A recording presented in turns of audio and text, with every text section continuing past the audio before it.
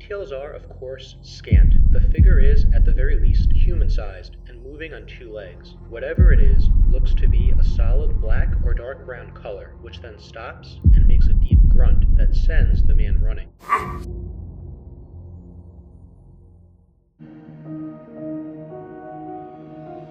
I've known about it for quite some time. It was definitely one of those videos. It doesn't get the attention that it probably deserves.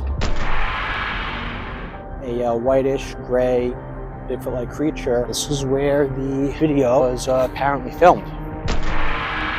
It's amazing how much fear can just limit what someone can do. People lie about this stuff.